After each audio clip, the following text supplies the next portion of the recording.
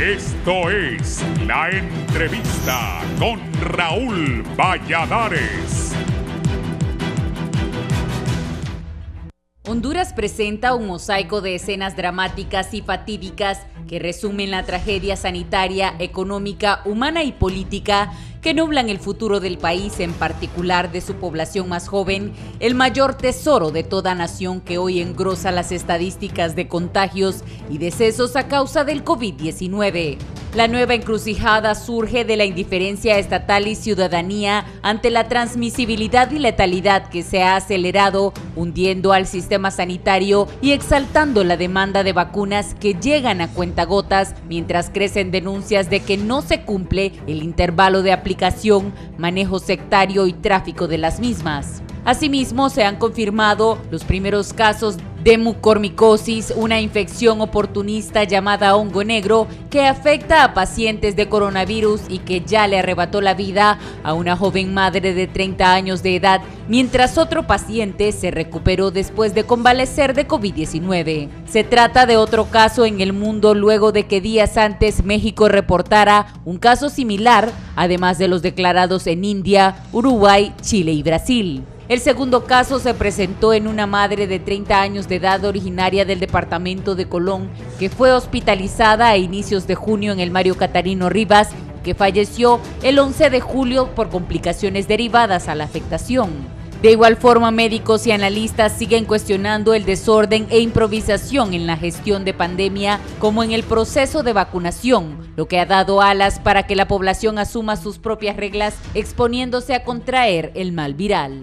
Con ese comportamiento se tendrán que habilitar más escenarios que triajes ante las nuevas variantes, como las infecciones oportunistas que brotan con el mal viral, advierte el presidente de la Asociación de Médicos del Instituto Hondureño de Seguridad Social de San Pedro Sula, el doctor Carlos Umaña. El cierre temporal del pasado martes de la Sala de Cuidados Intermedios de COVID-19 del Hospital Leonardo Martínez Valenzuela es otro reflejo de la compleja situación sanitaria actual al detectarse la presencia de la bacteria Serratia, otro enemigo invisible que frecuenta los hospitales. Asimismo, el Laboratorio Nacional de Virología confirmó que 37 de 100 hondureños que se realizan la prueba de COVID-19 dan positivos y que el 40% de ese universo permanecen en condición grave en salas de estabilización en los triajes, esperando un cupo en los hospitales donde los espacios son escasos. Hoy la letalidad viral deja al menos 40 decesos diarios, decenas de contagios y escasos cupos en los hospitales. Este es el Guayaquil que vive Honduras, señaló una doctora de primera línea en referencia al oxígeno que escasea. La alta incidencia de ingresos también provoca desabastecimiento de fármacos, por lo que una mayor dotación es otra constante agregada a la ya apremiante complejidad sanitaria del país. Pero lo que las cifras oficiales no reflejan es la calamidad económica de médicos, enfermeros y personal de laboratorios contratados para la emergencia sanitaria que en medio del drama que se vive siguen reclamando el pago de 4 meses de salario ante la Secretaría de Salud, la quilla de un barco llamado Honduras que hoy hace aguas.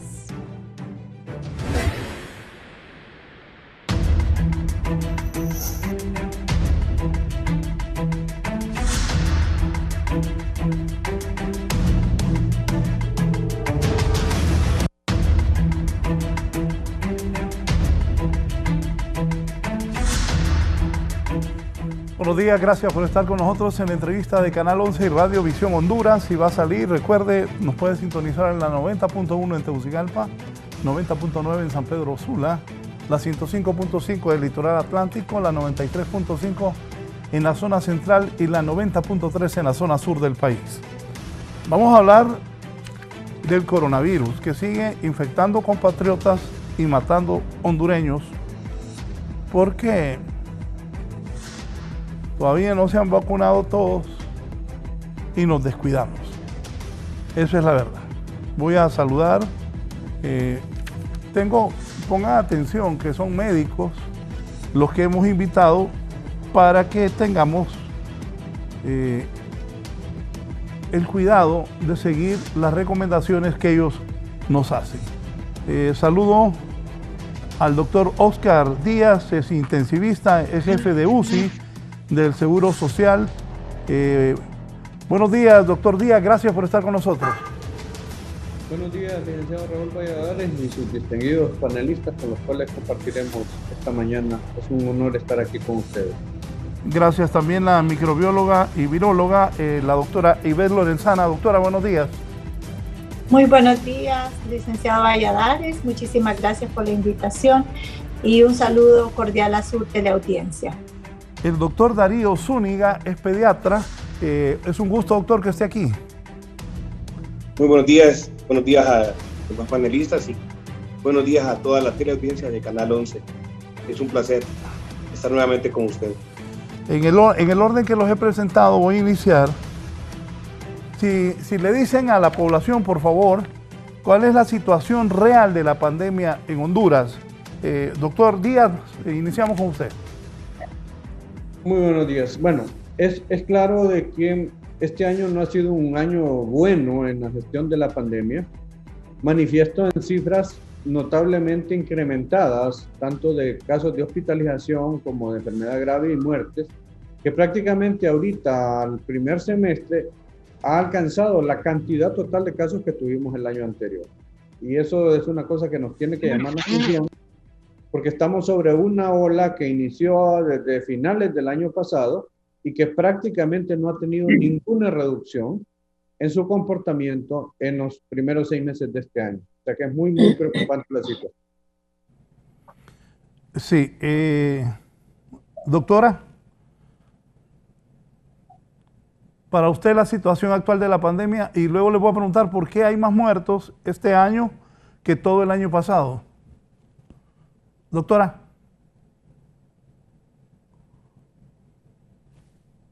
Sí, la situación, como decía el doctor Díaz, prácticamente es la misma que el año pasado. No tenemos una reducción del número de casos que se presentan, digámoslo, diariamente. En un condensado semanal sabemos de que la situación es apremiante.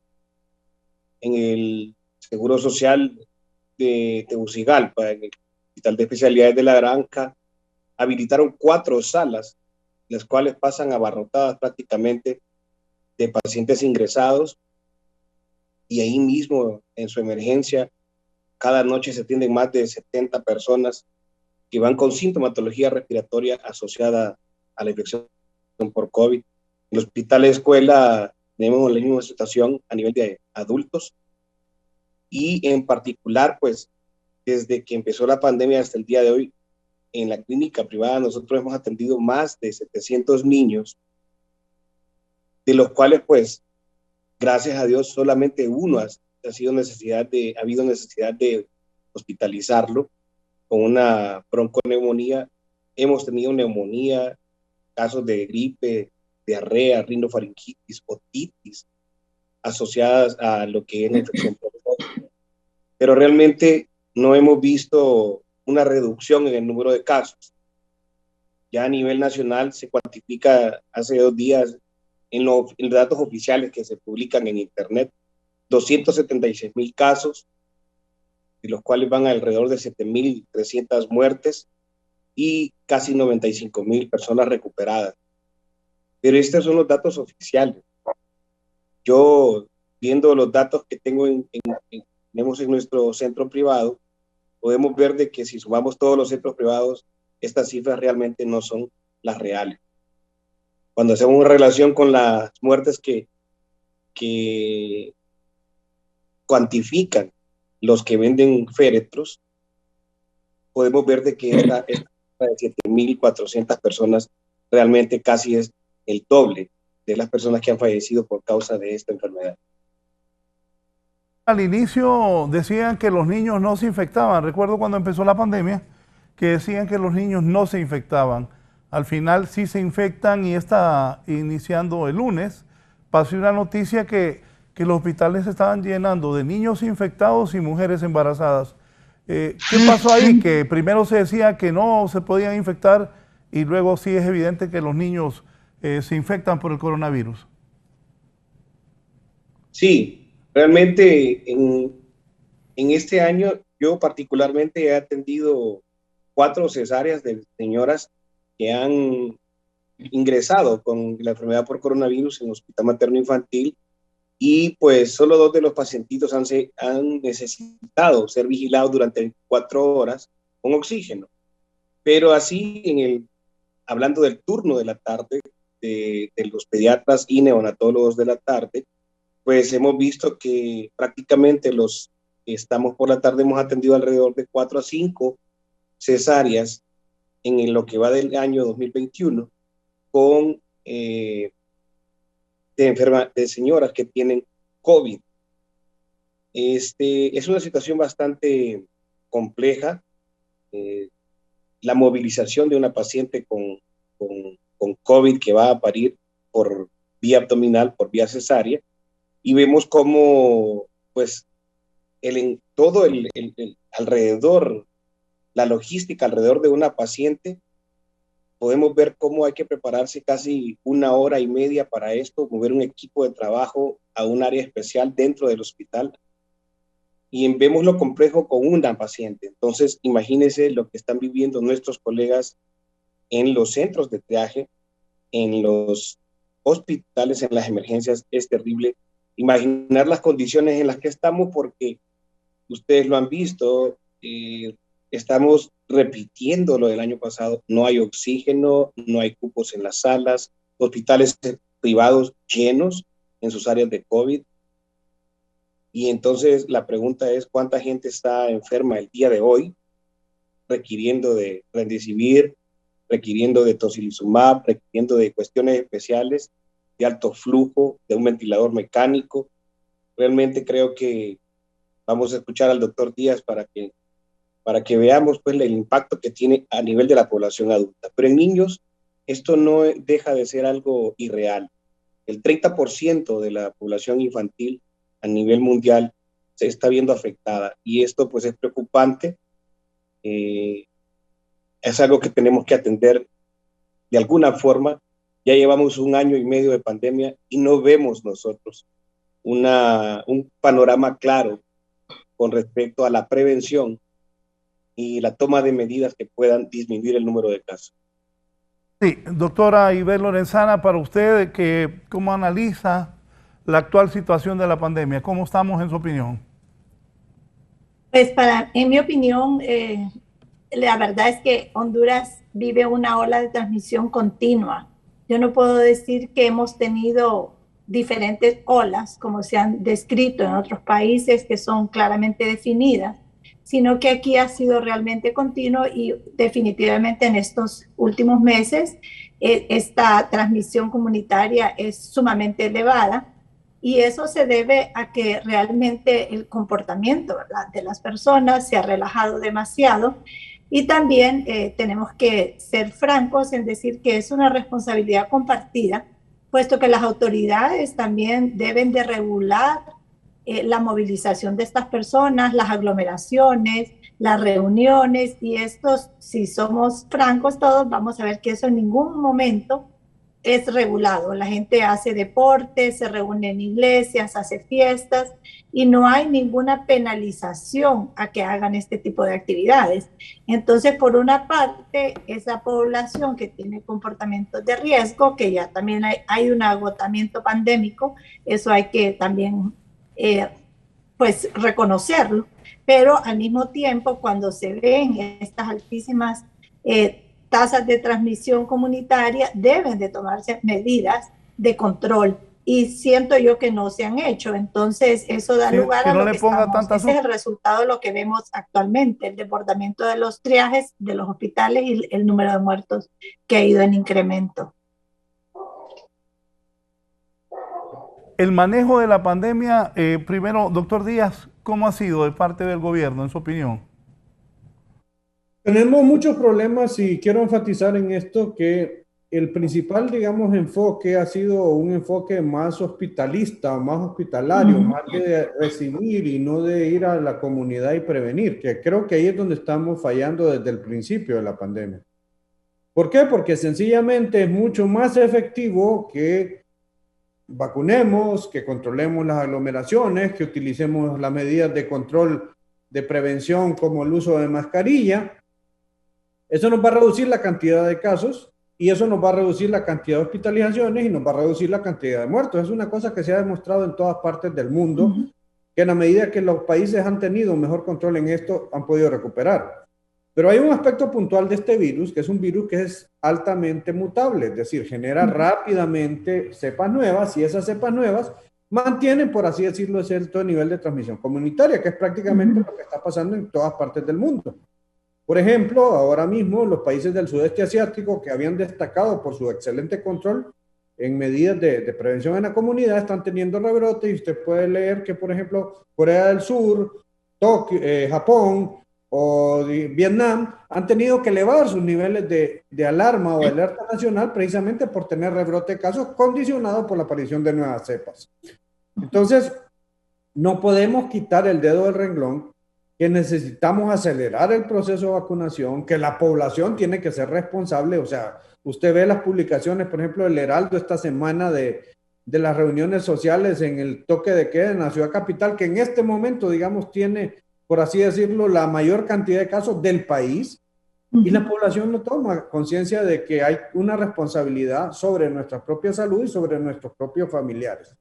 Creo que en ese sentido es una cosa que estamos fallando como nación, que estamos fallando como gobierno y estamos fallando como ciudadanos. Por ejemplo, acá en la unidad de cuidado intensivo de este hospital donde estamos ahorita de guardia, 2 de los pacientes que están en la UCI son de la misma reunión social, que tuvieron una reunión en casa. Como que si es que en casa no nos vamos a enfermar si no tenemos las medidas. Y esto es una cuestión que uno puede andar asintomático y andar enfermando a otras personas. Entonces, yo creo que este es un tema que tenemos que insistir, los medios de comunicación tienen que insistir. El estar vacunados no nos inhibe de podernos volver a enfermar y tal vez no enfermarnos gravemente, pero sí de transmitirle a otras personas la enfermedad. Entonces, esto es un proceso que va a tardar mucho tiempo hasta que se alcancen niveles de vacunación altos en la población, no solo nacional, sino mundial, para que podamos tener un control efectivo de la pandemia. Esto va a continuar y realmente vamos a tener que seguir utilizando una enorme cantidad de recursos financieros y la economía muy afectada si esta situación se prolonga indefinidamente. Sí, estamos a 16 meses de la pandemia. ¿Cómo ha sido la gestión de la pandemia y qué piensa de cómo lo maneja el gobierno, doctor Zúñiga? Pues yo estoy de acuerdo con lo que nuestros panelistas dicen también el día de hoy, Raúl, y es que la situación es interesante. Hay en otras partes del mundo se ha vuelto a tomar lo que son las medidas restrictivas de las reuniones sociales y hemos visto cómo a nivel local aquí en Tegucigalpa se ha disminuido los operativos en las calles para ver qué anda haciendo la gente en altas horas de la noche, 9, 10 de la noche, y usted todavía ve gente desplazándose. Los centros comerciales, los cines, preguntaba yo cómo es esa situación en los cines y dicen que un 30% de la capacidad de las salas es la que permiten que entren a los cines. Y entonces vemos cómo los estrenos están a la orden del día. Entonces vemos gentes en cines, vemos gente en supermercados. Y pues quiero rescatar lo que decía el doctor Díaz, y es que la población tenemos mucho que ver con esta situación del coronavirus. Nuestro uso de la mascarilla, nuestro lavado de las manos, nuestra capacidad de distanciarnos. Hace una semana, 5 días, el día jueves, la Fundación de Atención al Niño Quemados, junto con la Estancia School, se vacunaron 2.100 personas.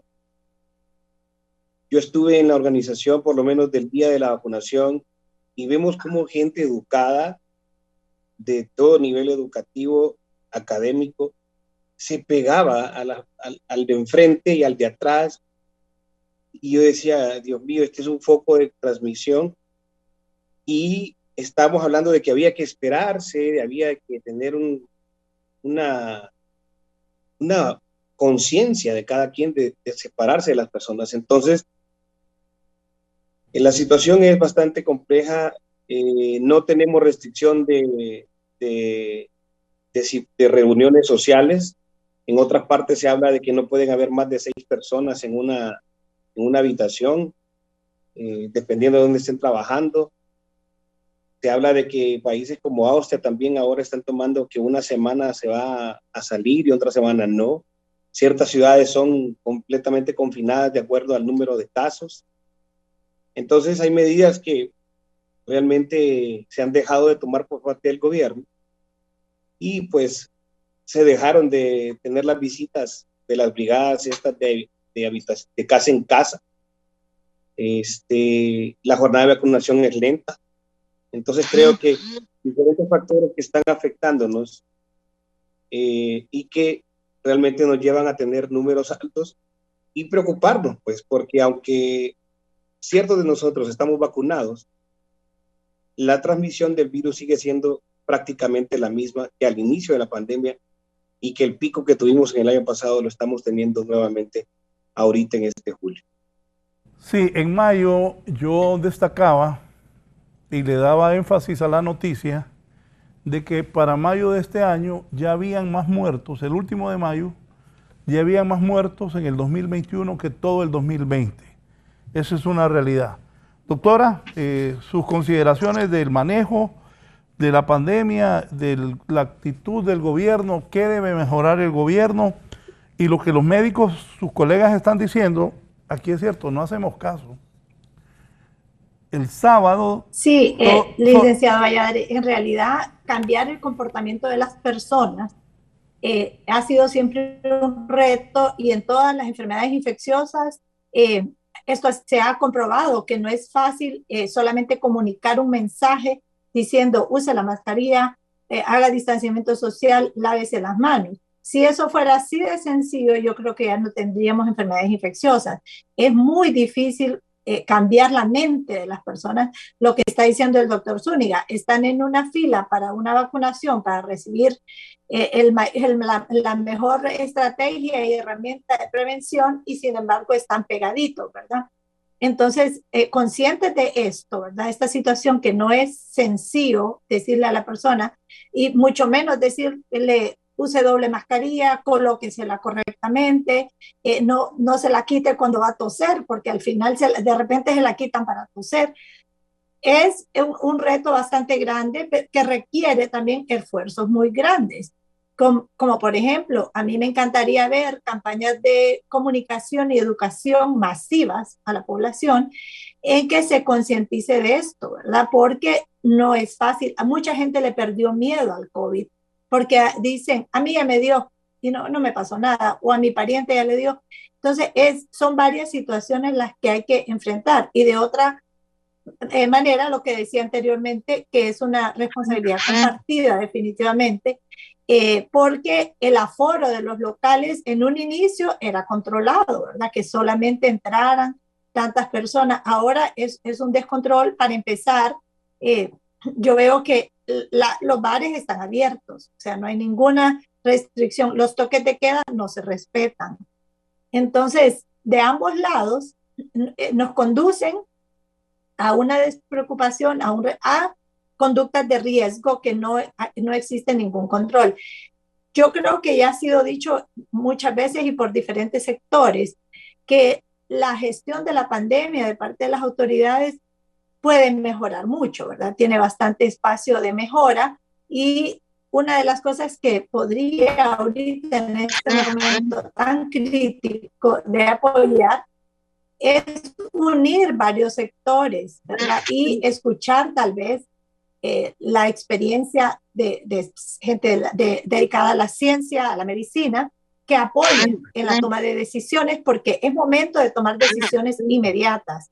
No es momento de estar haciendo largos documentos con grandes objetivos, cuando prácticamente lo que hay que controlar son estas condiciones de riesgo. Sabemos que los hospitales móviles no vinieron, entonces hubo que tener un plan B porque como decía el doctor Díaz, tampoco una pandemia es a solamente llenar los hospitales de camas o de personal. Realmente el mayor trabajo se tiene que hacer a nivel de la prevención. evitar a que la gente y que tengan el riesgo de morir.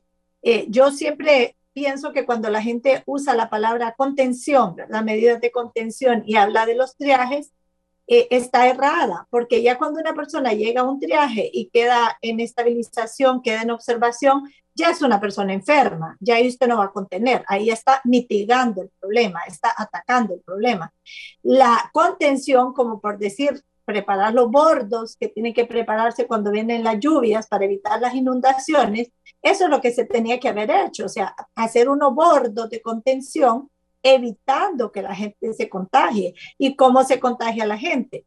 Todo el mundo, pues la parte médica que estamos acá, por ejemplo, sabemos que la mayor ruta de transmisión es el contacto con las personas a través de las secreciones. Ya se sabe que el contacto por las superficies no es tan significativo. Entonces es ahí donde deben de ir orientadas las acciones y las estrategias. Por ejemplo, hay personas, y tenemos que ser sinceras, que no tienen capacidad de comprar una mascarilla o reusan la mascarilla no sé cuántos días, ¿verdad? O las lavan. Entonces también la empresa privada pudiera proyectarse en este sentido y andar en todos lados, ¿verdad? En el Parque Central, en las estaciones de buses, en todas partes regalando mascarillas. Solo así, ¿verdad? Unidos y todo el mundo aportando con su granito de arena, vamos a realmente hacer una contención verdadera, evitando la transmisión, no en los triajes. Obviamente los triajes hay que fortalecerlos, los hospitales también, pero no es ahí donde se contiene la transmisión del virus. Para los tres se habló del hongo negro, pero el hongo negro en el país ya existía, pero se habla también que ya hay una primera persona que muere con el hongo negro. Doctor Díaz. Sí, quiero comentarle esto. Mire, la mucormicosis existe hace mucho tiempo y ha sido descrita en el país en pacientes con condiciones de inmunosupresión.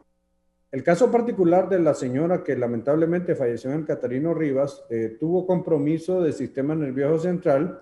Su mayor afectación era a nivel ocular y hizo un absceso cerebral, requirió muchas cirugías. El tratamiento de esta enfermedad es sumamente costoso. El medicamento que se emplea es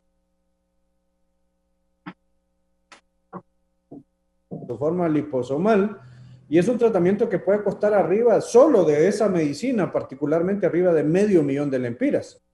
Entonces, eso pone el sistema sanitario bien contra la pared, porque el resto de medicamentos que se utilizan en esta enfermedad también son caros, el tocilizumab, etcétera. Entonces, ocupación hospitalaria alta, alto número de personal que hay que contratar, equipo biomédico que hay que estar teniendo funcionando y que muchas veces no se compra adecuadamente. Todo eso al final suma un montón de dinero y el sistema de salud, pues como todos sabemos, y esto es una verdad de perogrullo, está quebrado desde hace muchísimos años y no se ha dado pues el valor como sociedad que tenemos que darle a la importancia de tener un sistema de salud robusto. Esto ha sido una oportunidad para que nuestro sistema de salud se reorganizase y estamos perdiendo la oportunidad. Seguimos trabajando de la misma manera y cometiendo los mismos errores.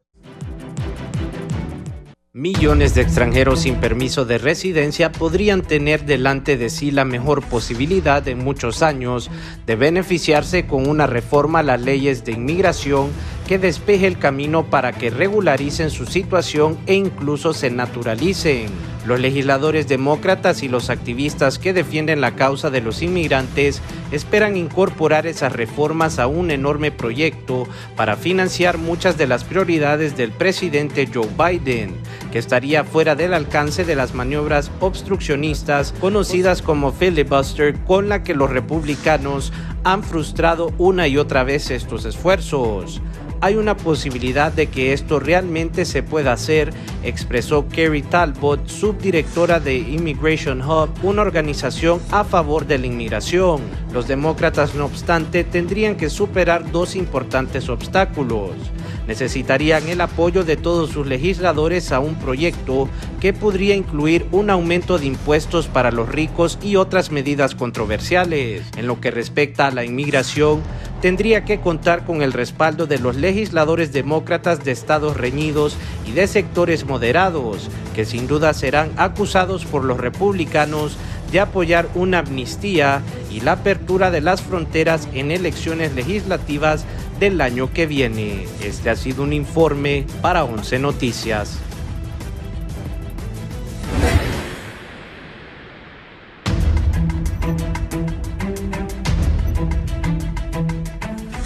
Bien, continuamos. El año pasado, se miraban imágenes que en Guayaquil, Ecuador, había gente que la quemaban porque moría del COVID y no habían dónde atender tanta gente. La verdad que de 35 hasta 40 de cada 100 pacientes están dando positivo en Honduras y todavía no llegamos a poder hacer las 3.000 pruebas diarias que se esperan. Doctores, ¿qué hay que hacer? ¿Qué recomendarle a la gente? Voy a iniciar con la doctora Ivette de Lorenzana. Doctora.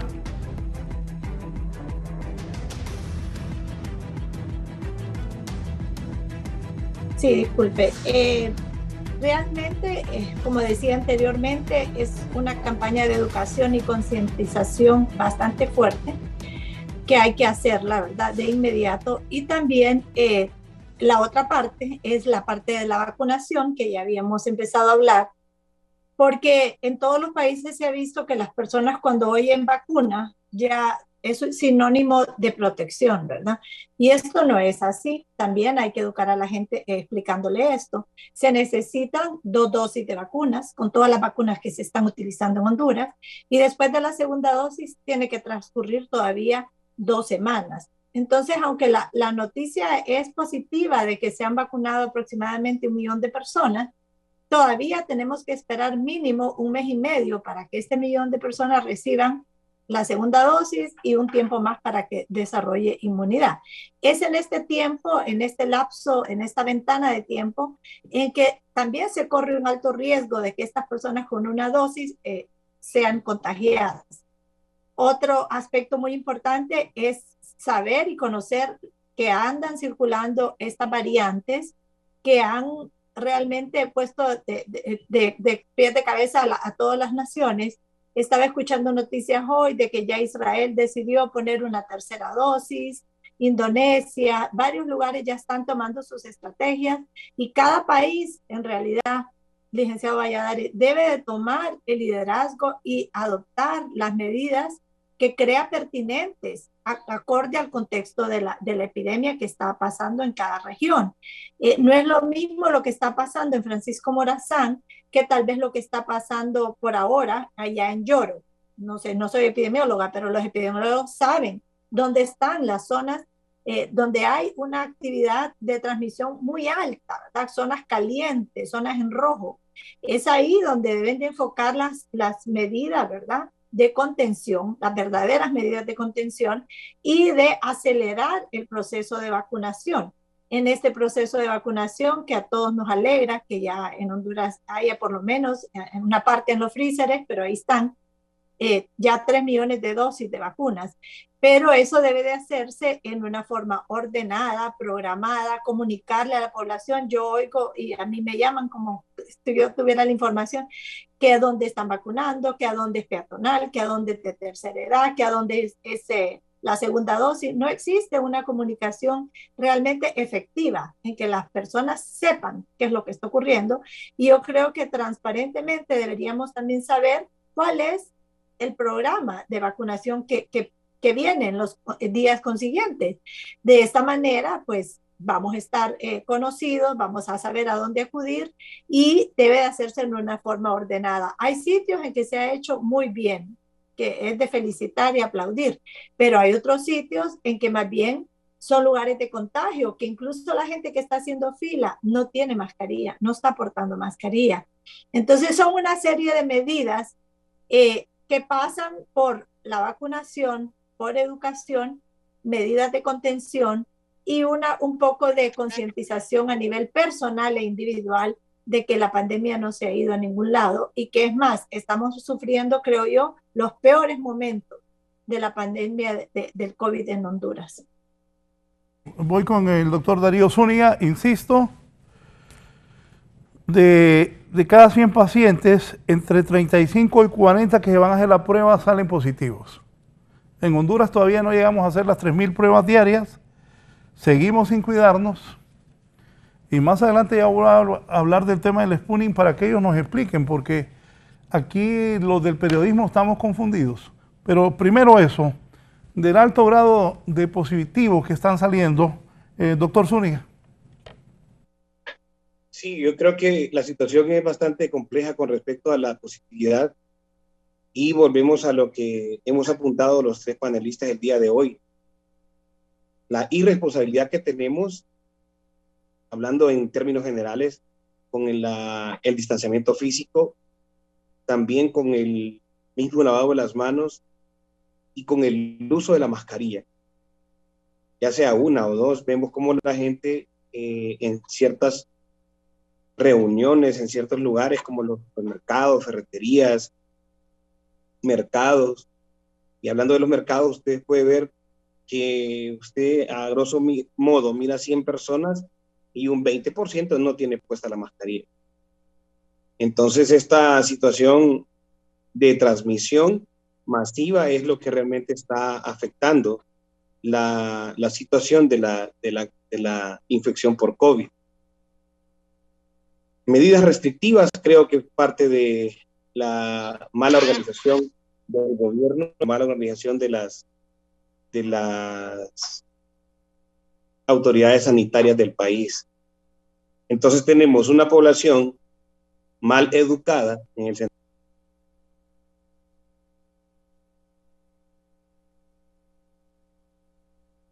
Micrófono, doctor.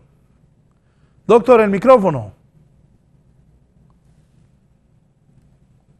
Pero, sí, disculpe, pero vemos nosotros que aunque tenemos las medidas, la gente no está atendiendo esta situación. Entonces, en ese sentido, pues debemos nosotros tener, yo diría que mayor respeto por el resto de las personas, por el respeto de la vida de los demás, ya que no respeto la mía. Es complejo.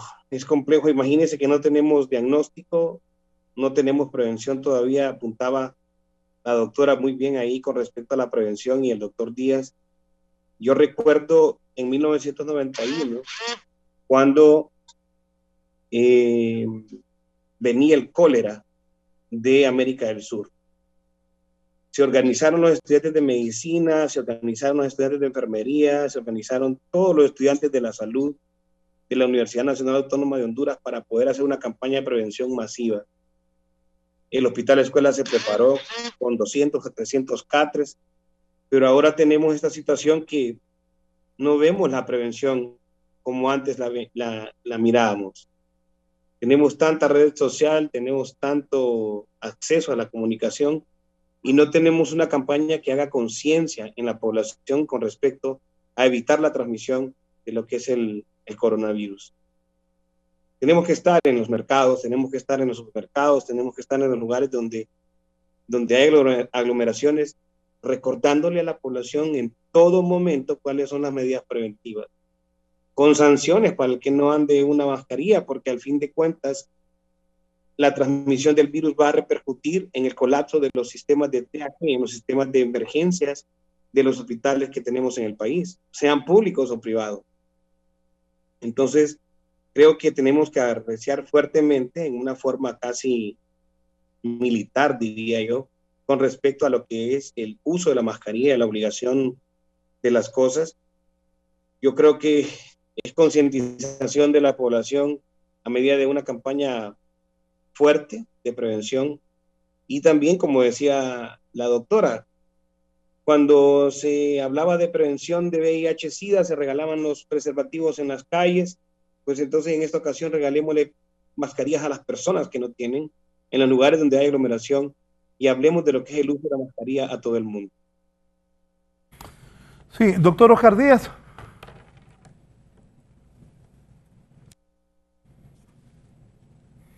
Doctor Oscar Díaz, lo escuchamos.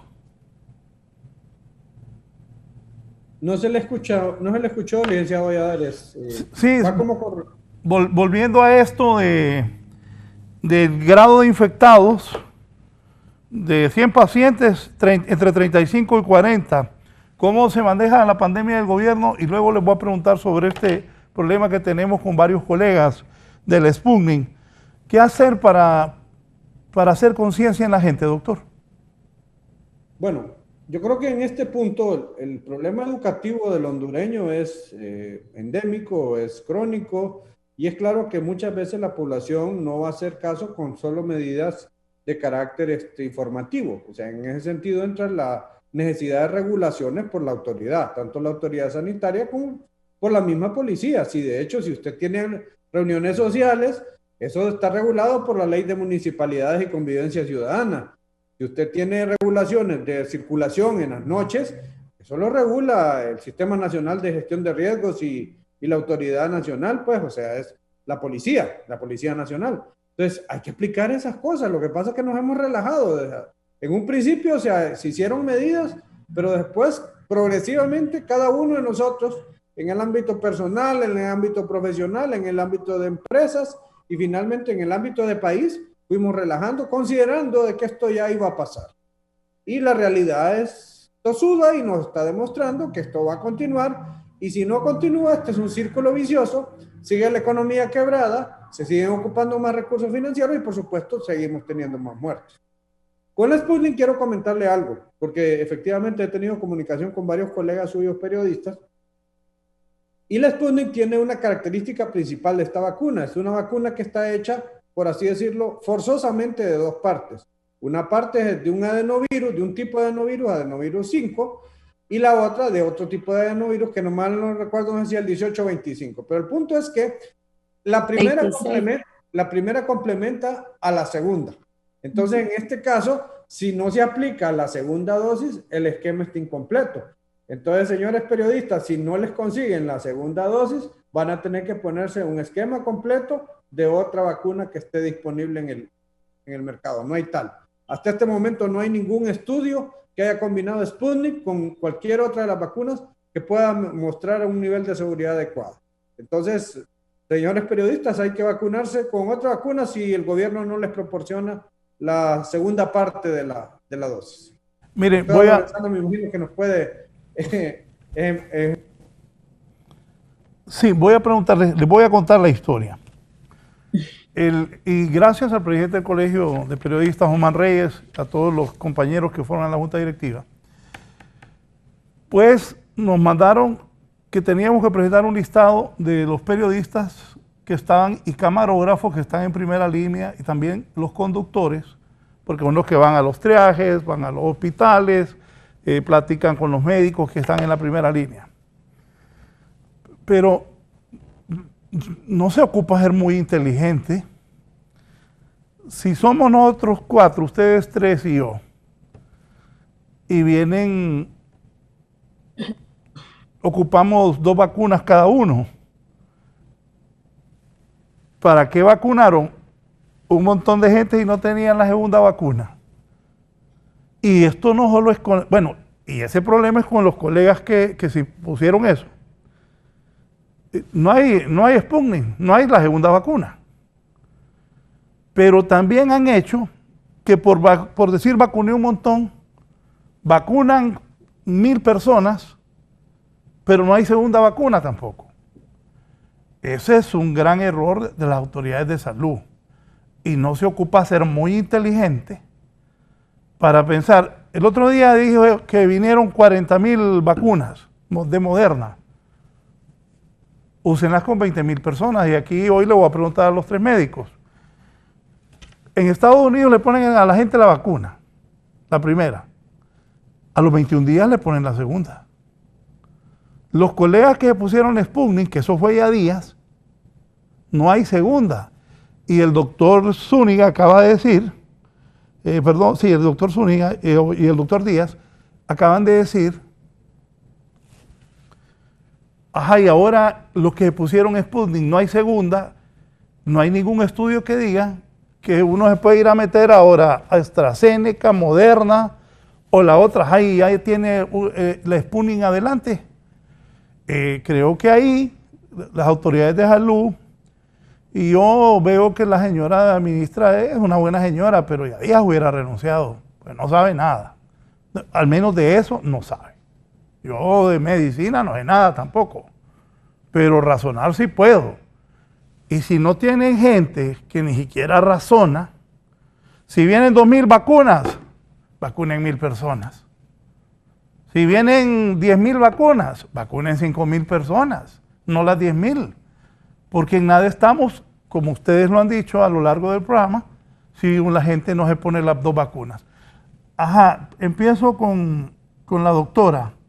Doctora Lorenzana, ¿qué hacemos con los compañeros que se pusieron la Sputnik? No hay segunda vacuna, pero lo que el doctor me acaba de decir me preocupa, que no hay estudios que digan que ahora estos compañeros que pusieron la Sputnik, que no hay segunda, que se vayan a poner ahora AstraZeneca o se vayan a poner Moderna o Pfizer. ¿Qué se hace ahí, doctora? Sí, muchas gracias. Y antes quiero contestar algo que había preguntado y no comenté para pasar a lo de Sputnik. Lo del alto porcentaje de positividad en las pruebas y el número de pruebas que se realizan, que no se alcanza siempre los 3,000 deseados o 4,000. 2 cosas. Los porcentajes de positividad prácticamente han sido altos todo el tiempo. Si usted analiza lo más bajo que habíamos llegado al porcentaje de positividad, es un tiempo que fue 25%, 29%, luego no ha bajado de 30%, por una parte. Ahora bien, cuando reportan también el número de pruebas realizadas, yo tengo entendido que mezclan las pruebas de PCR con las pruebas de antígeno. Sería conveniente que esto fuera separado por una simple razón. La prueba de PCR es la prueba de referencia, es el estándar de oro y podemos confiar plenamente en que tiene muy alta sensibilidad y especificidad. La de antígeno es muy buena, pero no es exactamente equivalente a la prueba de PCR. Entonces, algunas pruebas de antígeno pueden dar falsos negativos y entonces se debería reportar independientemente. Eso por un lado. Por otro lado, con lo del Sputnik, bien lo dijo el doctor Díaz, son 2 componentes, esta vacuna tiene esa particularidad. La primera dosis es de adenovirus 26 y la segunda dosis, el segundo componente es el vector es adenovirus 5, que es la que no ha venido. Yo oí ayer, muy triste, escuchar en un medio que le estaban echando la culpa a la población a la que se vacunó, que decían, ¿por qué se apresuraron a vacunarse? ¿Por qué si sabían que no estaba seguro el segundo componente? O sea, siempre culpan a la población, ¿verdad? Que por qué hicieron eso irresponsablemente. Eso es incorrecto. Quien lleva el timón del barco y quien dice, ¿verdad?, qué vacuna va a poner y bajo qué esquema la va a poner, son las autoridades, ¿verdad? Hemos en otras oportunidades señalado que no deben de cambiarse las recomendaciones de uso. Incluso las personas, sus colegas que le dieron el carnet de vacunación de Sputnik, seguro ahí tenía la fecha de la segunda dosis y eso ya se venció. Ya pasó 1 mes y medio. Yo comparto con el doctor Díaz en el sentido de que no hay ninguna seguridad de que venga ese componente B. Hay mucha gente que ya está tomando pues acciones por su parte, ¿verdad? Yo conozco gente que se ha ido a Nicaragua a poner su componente B, porque en Nicaragua lo tienen y han completado su esquema. Muy bien si tienen esa oportunidad, pero la mayoría de las personas no van a tener esa posibilidad. El gobierno ha dicho que todavía hay 1 mes y medio de colchón. Esto lo único que están queriendo hacer es una estrategia de ganar tiempo para ver si finalmente los rusos mandan o no ese componente B. Por mientras, la transmisión comunitaria es altísima, ¿verdad? Y si sabemos que hay gente que incluso con 2 dosis se contagia, no digamos con una sola dosis, en la cual la inmunidad es parcial. Yo comparto con el doctor Díaz y es parte de las guías de recomendación del CDC en Estados Unidos. Si usted llega a Estados Unidos y le dice, yo tengo una primera dosis de Sputnik, un esquema de vacunación con las vacunas que nosotros ofrecemos, que las que ellos tienen son 3 básicamente, Pfizer, Moderna y Johnson & Johnson. La única que no tenemos en Honduras es Johnson & Johnson. Entonces yo de igual forma, esa sería mi recomendación, empiece un nuevo esquema. Ya han pasado, porque eso es lo que pide el CDC, que hayan transcurrido 28 días después de su última dosis de la que fuera la vacuna, fuera una vacuna china, fuera una vacuna de donde fuera, ellos dicen 28 días después usted empiece su esquema de vacunación y ellos cumplen con los tiempos. Pfizer es 21 días después que hay que ponerse la segunda dosis. Moderna es 28 días después. Aquí el gobierno adoptó 28 días para ya sea Pfizer o Moderna, y me imagino que es para fines prácticos, lo cual está bien. Tampoco pasa nada porque sean 7 días, ¿verdad? Pero sí, definitivamente, si yo fuera ustedes, yo a la brevedad posible empezaría un nuevo esquema de vacunación. De hecho, lo confieso públicamente, mi mamá era una de las personas que tenía una dosis de Sputnik y yo tuve la oportunidad de ponerle ya la primera dosis de Pfizer y ella va a completar el esquema con Pfizer. Así es. No hay peligro entonces de pasados los 28 días de colocarse una nueva vacuna al que se inoculó con Sputnik. No existe ningún peligro. Yo le voy a poner un ejemplo, licenciado Valladares. Una persona que le ha dado COVID en todas partes del mundo, se le recomienda que se vacune, ¿verdad? Esta persona que tuvo una infección natural ya estuvo expuesta al virus completo, a todo el virus, y tuvo una estimulación a su sistema inmune. Esa persona se le recomienda que reciba sus 2 dosis de vacuna, o sea que va a tener 3 exposiciones, una completa al virus y la otra solamente a un segmento que es lo que usa la vacuna, y no pasa nada, ¿verdad? Entonces eso le indica que no existe ningún peligro para la salud en que la persona tenga una exposición antigénica, ¿verdad?, al virus en 3 ocasiones. Entonces, definitivamente no va a ocurrir nada negativo a la persona que empiece un esquema de vacunación completo. Al contrario, va a ser una protección que le va a asegurar por cierto tiempo, ¿verdad?, que está inmune. El problema viene cuando se introducen las variantes que tienen cierta capacidad de escape a algunas de las vacunas, ¿verdad? Pero lo que debemos de hacer es poner el escudo lo más pronto posible y sentirse siempre que debe de uno cumplir con todas las medidas de bioseguridad porque no está completamente protegido. No sabemos qué variantes andarán circulando o cuáles entrarán también al país. Doctor Darío Zúñiga, sus comentarios.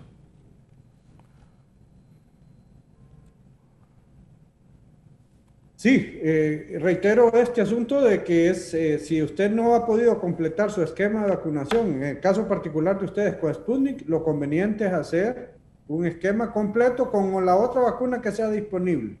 En ese sentido puede ser AstraZeneca, puede ser Pfizer o puede ser Moderna, que son las disponibles en este momento en el país.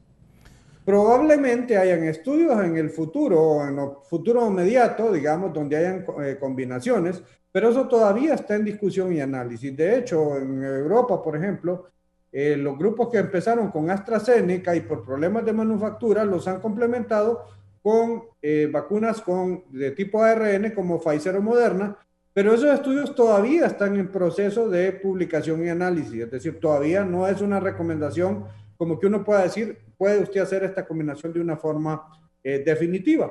Así que sí, la recomendación es, hay que vacunarse lo más pronto posible con esquema completo. Y el hecho de que haya tenido la dosis anterior no le genera un incremento de riesgo en cuanto a efectos adversos y todo lo demás. De hecho, probablemente, y eso es una cosa que vamos a tener que ver en el futuro próximo, es que cada uno de nosotros nos vamos a tener que estar poniendo un refuerzo cada cierto tiempo por la misma presencia de nuevas variantes. Don Gustavo Zelaya de Tegucigalpa. Don Gustavo, buenos días. Buenos días, don Raúl Valladares, y a todos los médicos que están ahí en su prestigiado canal.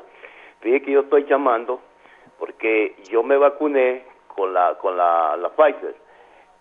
La vacuna a mí me la pusieron el 22 de junio, pero en el carnet que me dieron me ponen la segunda dosis para el 22 de septiembre. Yo miro un tiempo demasiado largo, pues. Creo que ya no sé, que quiero consultarle a los médicos si me va a servir esa segunda dosis o no me va a servir de nada. Gustavo, por la llamada. Iniciamos con la doctora, si le responde, por favor.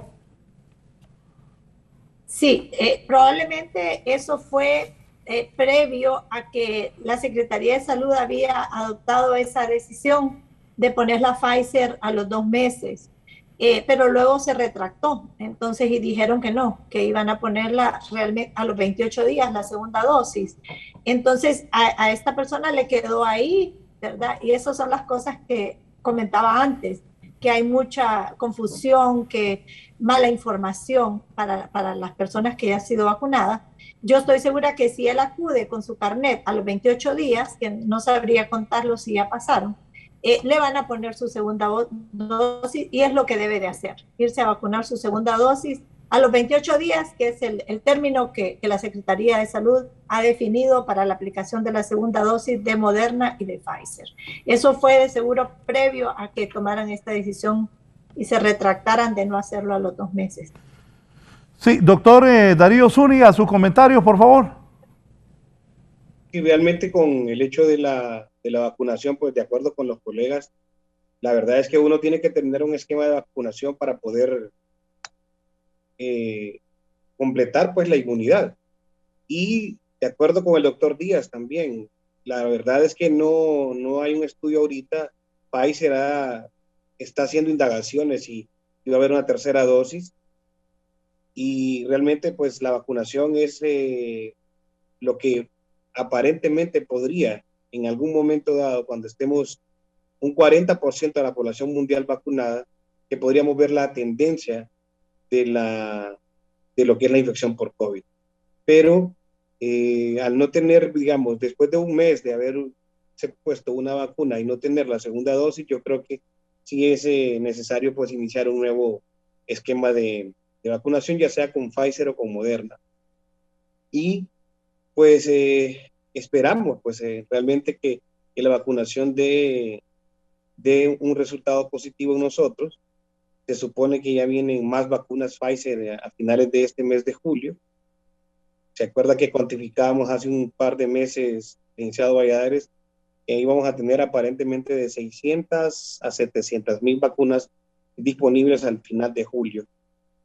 Ojalá que sigamos adelante en esto de la vacunación, porque realmente es lo que podría disminuir el número de pacientes en nuestro país, así como arreciar en esto de las medidas de bioseguridad, que es lo que realmente tiene una efectividad completa, y es el cuidado que nosotros tenemos de nosotros mismos.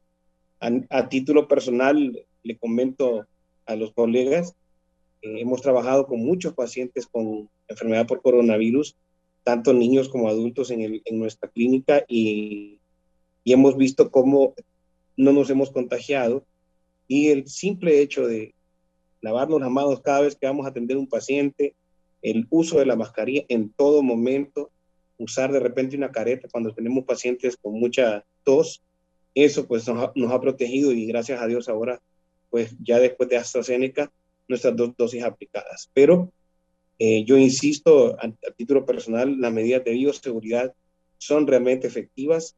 Hemos visto cómo personal de salud ha fallecido lastimosamente, y creo que debemos incrementar las medidas de bioseguridad entre nosotros y también en la población. Doctor Díaz. Doctor Díaz, sobre eso que usted nos decía, creo que debería de haber más orden en salud pública. El señor que nos llamó, es lo que yo les decía, ponían vacunas, pero no tenían la segunda. Por eso ponían esa fecha tan lejos. Gracias a Dios y Dios primero, sigan viniendo más y más vacunas.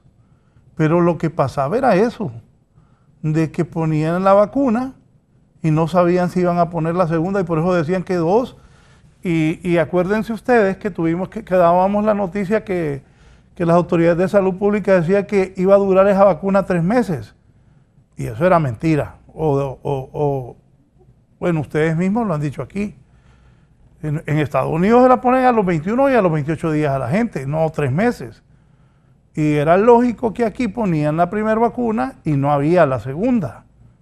Por eso ese señor que llamó, y ya la doctora La doctora Iveda ha dicho que vaya a buscar que le pongan la segunda ya, pero era que no las tenían. Y yo me acuerdo una señora que le iban a poner una AstraZeneca y la señora dijo que no, que ella la que quería era Sputnik, y era una enfermera.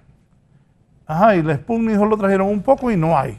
Y ahora con lo que los doctores dicen, y nosotros mandamos a la gente de la primera línea, lo que más necesitaba, a ponerse ese Sputnik, porque las autoridades de salud nos dijeron que eso era lo que nos iban a poner a los periodistas, y ahora no hay segunda, y ustedes dicen que hay que comenzar un nuevo proceso de vacunación. Doctor Díaz, y así una recomendación para el manejo de esas vacunas a la gente de salud, con todo respeto y todo cariño, porque ha sido caótico esto de la vacuna. Mire, el Programa Nacional de Vacunación en el país ha sido modelo y creo que en general es una cosa de las que podemos apreciar que ha sido de las cosas buenas del sistema de salud de Honduras. Con la pandemia, el problema que hemos tenido ha sido el problema de suministro, es decir, no hemos dirigido la suficiente cantidad de recursos financieros en relación a la adquisición temprana de vacunas. Le voy a poner un ejemplo. Nosotros ahora mismo estamos corriendo 3 estudios de vacunas en el país, o sea, ciudadanos hondureños están participando en la elaboración de una nueva vacuna para otra compañía farmacéutica que se llama Sanofi.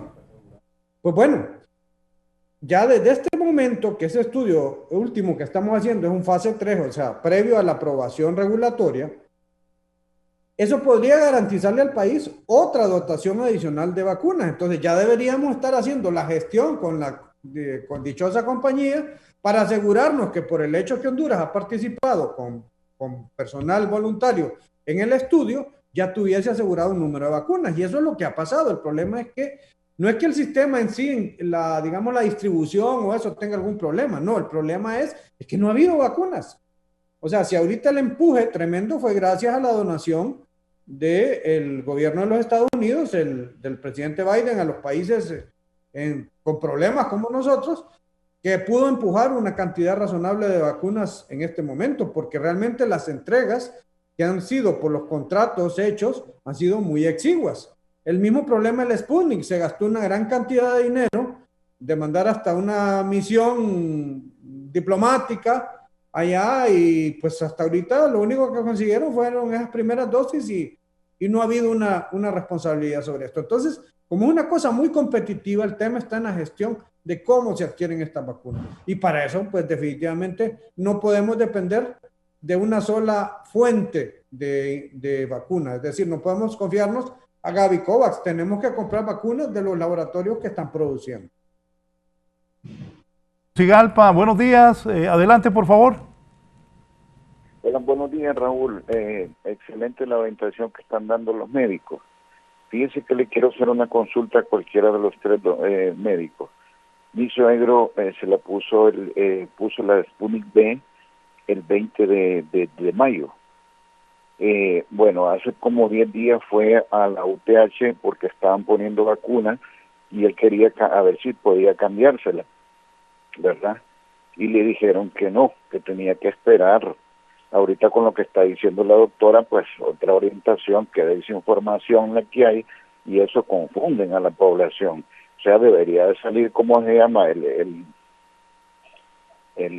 ministerio, ¿cómo se llama? De salud, a decir esto, en unas cadenas, así como nos llenan en cadenas que vienen 4 millones de vacunas, que es una mentira. Así deberían de orientar a la población.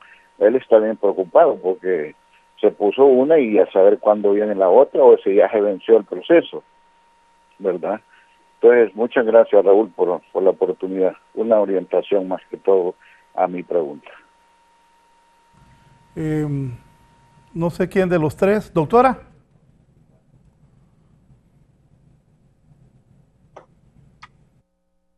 No oí mucho la pregunta, era hacia mí dirigido, no oí la consulta, pero igual, vamos a comentar lo del caso del señor. Sí, si usted refiere en cualquier centro de vacunación que usted recibió ya una dosis, en este caso Sputnik, no lo van a vacunar. Eso es así, es correcto. Entonces, mucha gente, ¿verdad? Como decimos aquí popularmente, se ha avivado y entonces lo que hacen es que no refieren que tienen vacunación. Y esa es otra deficiencia del sistema, que no hay un sistema, no tenemos un sistema informático que vaya controlando, ¿verdad? ¿Qué dosis se puso fulano o sutano?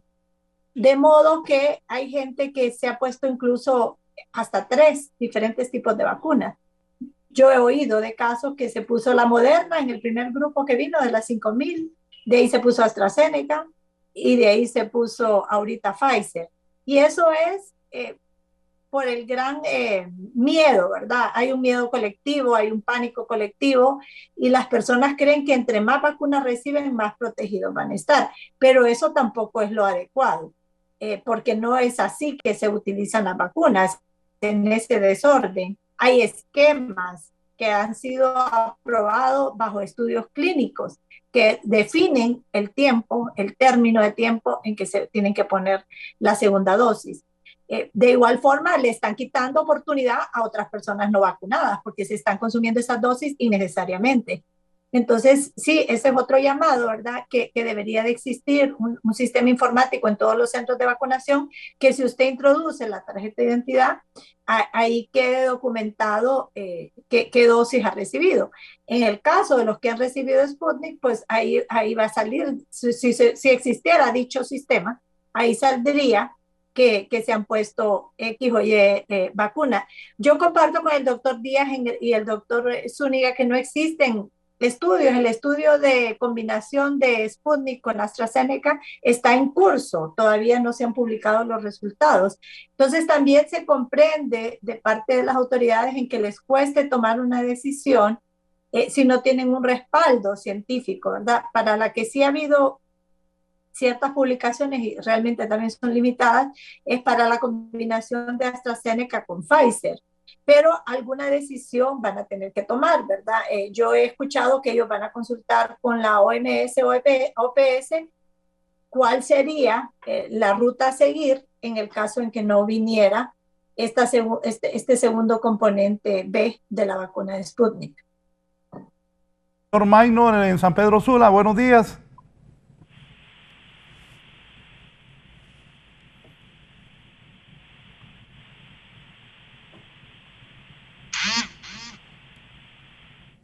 Bien, se cayó la llamada de San Pedro Sula. Sobre lo que preguntaba el televidente, doctor Oscar Díaz y luego el doctor Darío Zúñiga. No, yo creo que claramente con el señor que tiene el problema de que recibió la dosis de Sputnik, yo creo que la Secretaría de Salud debería ser lo suficientemente clara y decir claramente si esa vacuna no va a venir en un plazo razonable de tiempo para complementar el esquema, hay que iniciar un nuevo esquema. Yo creo que en eso no hay que ir hablando con las cosas como son. O sea, el problema de los suministros de Sputnik no ha sido solamente aquí en Honduras. Usted sabe que el presidente de Guatemala tuvo que hacer una gestión personal porque igual los dejaron colgados con las dosis complementarias. En Argentina hubo problemas con esto porque Argentina basó mucho su estrategia de vacunación con esta vacuna y Rusia está teniendo problemas de manufactura para poder cumplir con esos compromisos. Entonces sí, realmente no existe una probabilidad razonable que en las próximas semanas van a recibir esa segunda dosis. Lo correcto es decir, miren señores, no recibimos esto, las personas que recibieron esta vacuna de Sputnik, vamos a iniciarle el esquema con la que esté disponible para que complemente su esquema. Yo creo que en eso hay que ser claros y transparentes y no engañar a la población.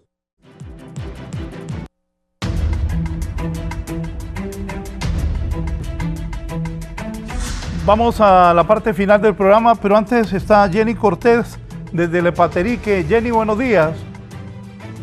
Sí, buen día. Fíjese que es que yo tengo una consulta. Nosotros por medio del seguro nos vacunaron y a mí me vacunaron el 27 de mayo, pero la segunda dosis de AstraZeneca. Me vacunaron con AstraZeneca, me toca el 23 de agosto, entonces no sé si todavía funciona o no, y así hay varios compañeros, pues yo soy docente, y varios compañeros que ese mismo día nos vacunaron, entonces quiero saber qué va a pasar con nosotros, si tendrá efectividad la segunda dosis o ya no.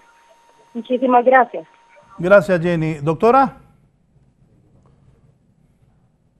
Sí, la vacuna AstraZeneca sí tiene una recomendación de uso que es bastante amplia, que ellos en sus estudios clínicos recomiendan por aplicar la segunda dosis entre 8 a 12 semanas. En un inicio, la CESAL la había iniciado a poner la segunda dosis a las 8 semanas, o sea, a los 2 meses. Luego cambiaron y dijeron que le iban a prolongar a 3 meses, probablemente por lo que usted decía, licenciado Valladares, porque no tenían seguridad de tener suficientes vacunas. Pero luego ya indicaron que la iban a estar poniendo a las 8 semanas de nuevo, como lo habían iniciado al principio. Entonces, tiene que estar atenta a buscar, aunque diga que son 3 meses en su cartón, ¿verdad?, de vacunación, debe buscar algún punto de vacunación en que se la apliquen cuando cumpla las 8 semanas. Quiero agradecerle su participación esta mañana. ¿Qué recomendación nos deja a la población y también a las autoridades de salud? Porque siempre es bueno que médicos como ustedes viertan su opinión y las autoridades los escuchen. Estoy muy agradecido de su comparecencia esta mañana, doctora. Muchas gracias, sí. Yo creo que la población debemos de tomar conciencia, ¿verdad? Buscar los medios para protegernos, porque aquí es como que sálvese quien pueda, ¿verdad? Estamos a ese nivel. Y hacer nuestra parte, nuestro granito de arena, desde los espacios que nos corresponde, para poder apoyar y unirnos, ¿verdad?, entre todos para poder contener realmente la transmisión de este virus, porque que no nos suceda lo que ha sucedido en lugares como la India, el Reino Unido, donde hubo una masiva transmisión del virus que dio lugar a que facilitara la proliferación de estas mutantes, y eso lo debemos de evitar a toda costa. A nivel de las autoridades, pues deberían de unificar la respuesta, ¿verdad?, hacer una respuesta integrada, hacer una mejor sistema de comunicación y sistema de informático, de modo que se atiendan los lugares prioritarios, pero que se tomen medidas que tengan, como decía el doctor Díaz, alguna repercusión gubernamental. Va a haber una penalidad, pero si todo se deja libre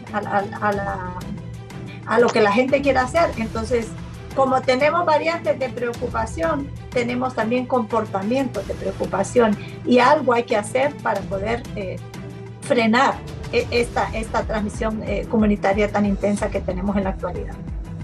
Muchas gracias, la doctora Ivette Lorenzana, por su participación esta mañana. El doctor Darío Zúñiga, sus recomendaciones finales, y también le agradezco haber participado esta mañana. Sí, muchas gracias. Yo creo que concuerdo con los colegas con respecto a las medidas de prevención que deben tomarse. Hay situaciones que deben ser ordenadas desde lo que son las municipalidades, pienso yo, ya que pues el gobierno central no creo que haya llenado las expectativas en ninguno de los aspectos, tanto de prevención como de contención de la enfermedad, pero creo que podríamos organizarnos.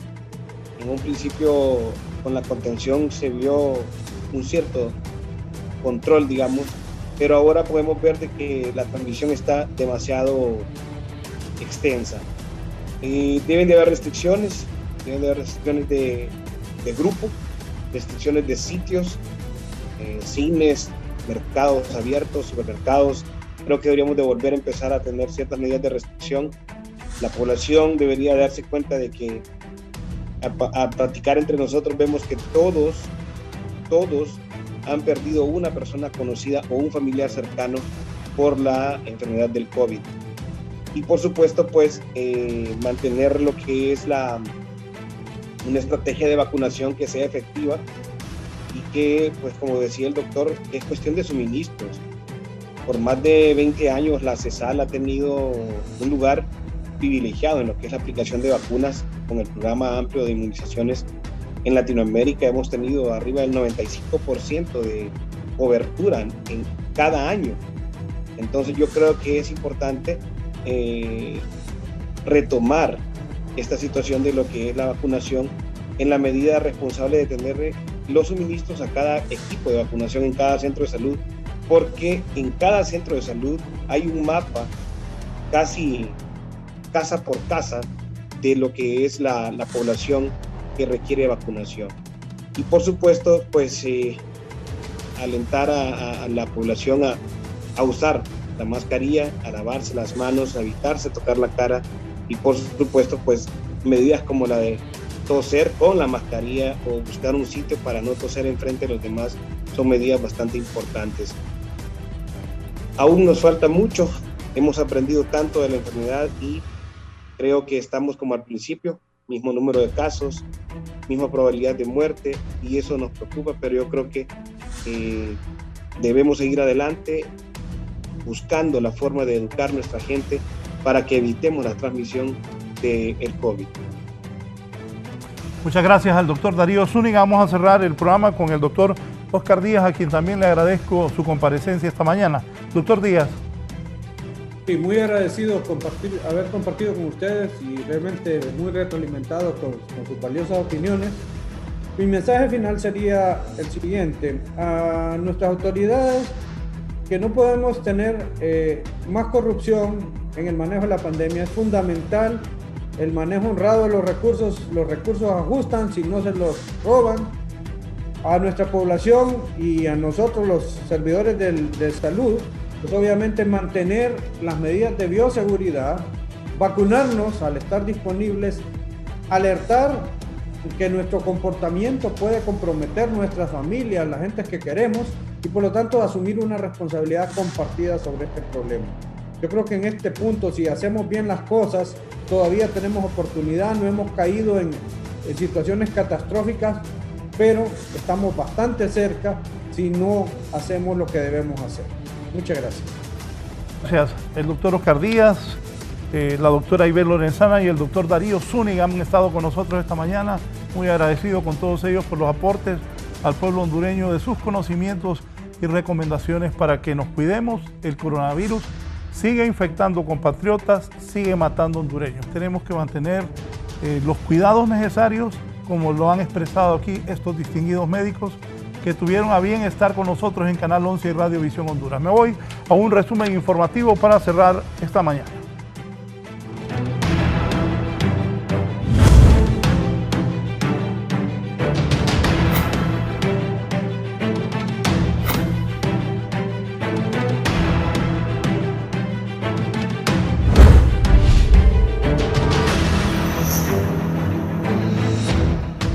Hay gente que llegó a las 2 de la mañana a la escuela de Estados Unidos.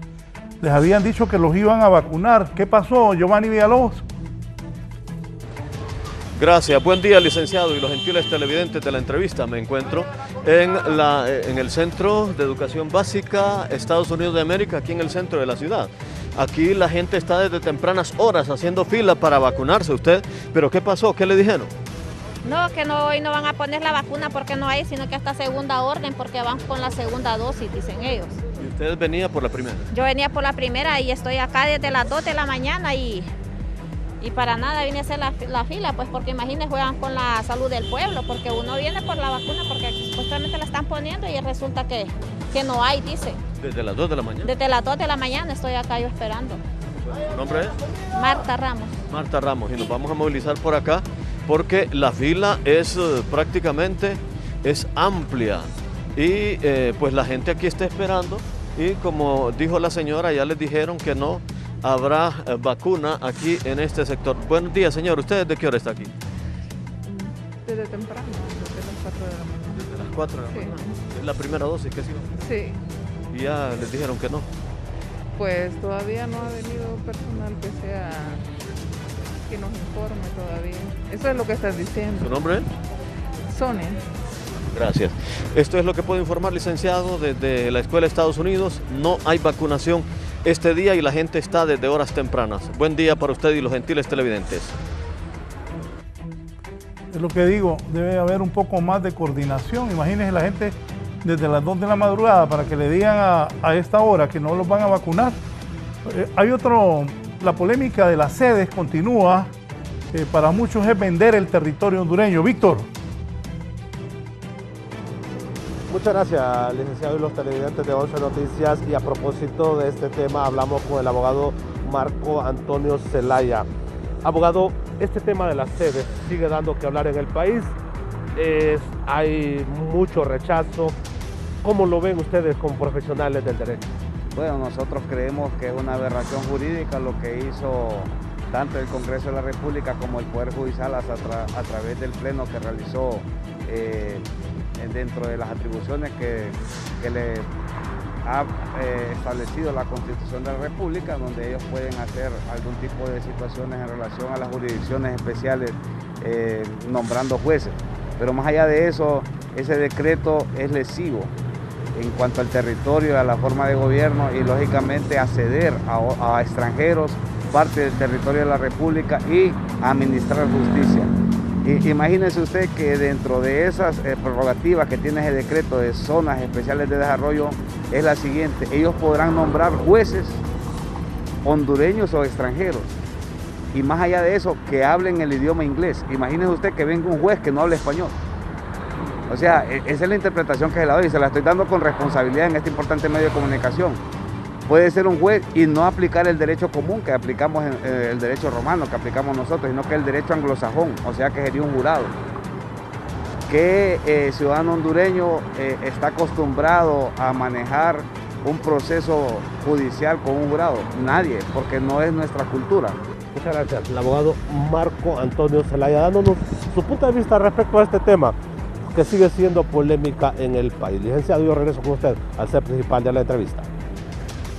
Gracias, Víctor. Sigue la polémica de las sedes y también hay polémica si hay boicot o no a las elecciones generales. Guillermo.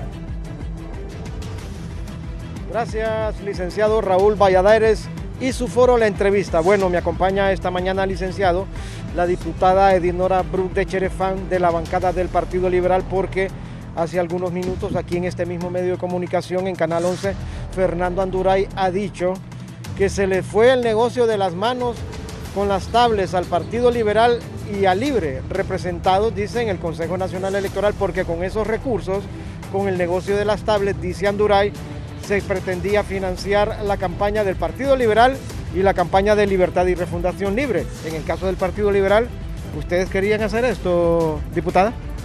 Buenos días, Raúl y sus invitados. Vea, con solo pensar en que el Partido Nacional no está de acuerdo con lo que está solicitando el CNE, eso definitivamente nos da la seguridad de que se aleja, con este sistema que están buscando, se aleja el fantasma del fraude.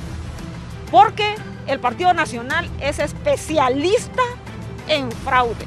Entonces ya vieron que con la huella digital, con la transmisión digital de las actas, que se está haciendo más difícil el fraude. Declaraciones de la diputada Edinora Bruck de Cherefán. Licenciado Raúl Valladares, regresamos con usted al foro La Entrevista. Adelante. Gracias a la doctora Cherefán y al compañero Guillermo Paz Manueles. El coordinador de Libre ha colocado el siguiente tuit.